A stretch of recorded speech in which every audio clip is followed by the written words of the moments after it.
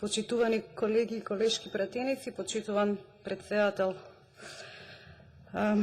Чудно е тоа како и колку често жените пратеници во ова собрание полесно се обединуваат по прашања од важност за граѓаните.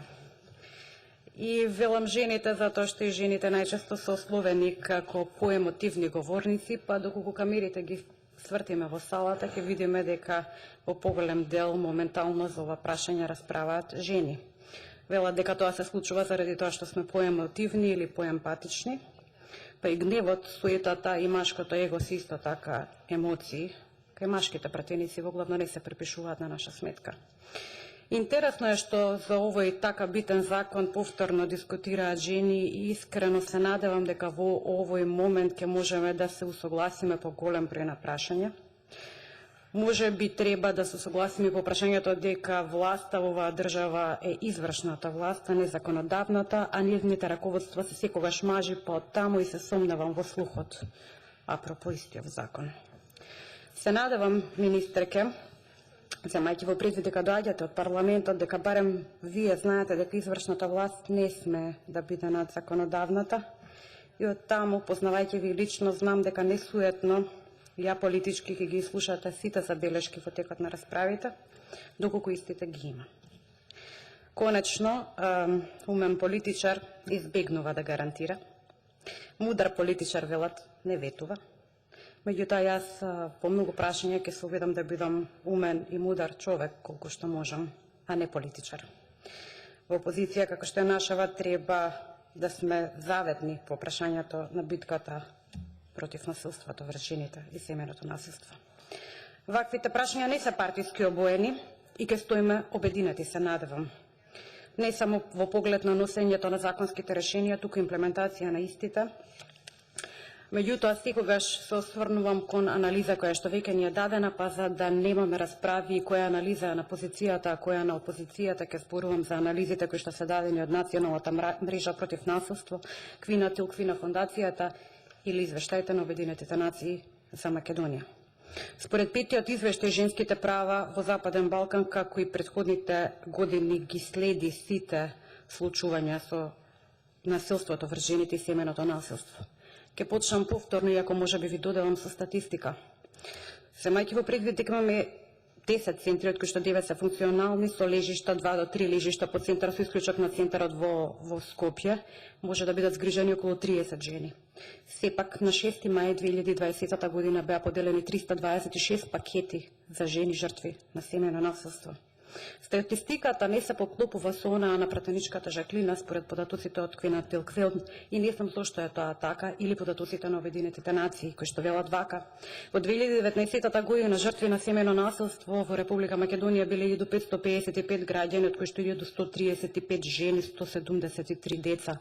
Само до мај оваа година, иако кажавте дека Министерството за внатрешни работи издало податок за 400 или 440, не знам точно колку беа жртви на семејно насилство, Обединетите нации даваат податок за 505 само до мај, од кои што 3 завршиле како фемициди, иако претходно пријавувале семејно насилство.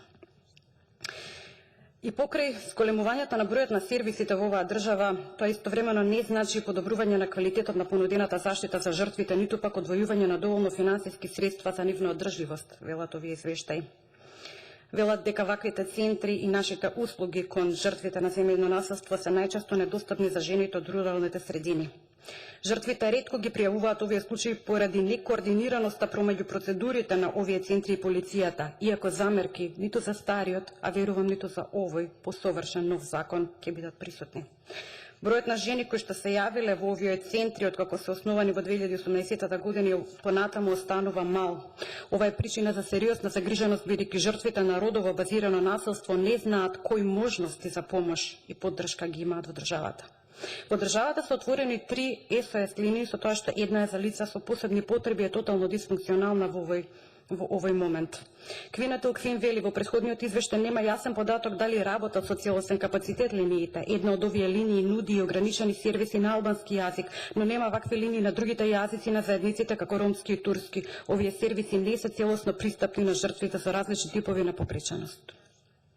Владата на Македонија го усвои националниот акционен план за имплементација на Истанбулската конвенција во 2018 година, поточно октомври месец, за периодот 2018-2023 година, кратко по ратификацијата на конвенцијата во декември 2017 година.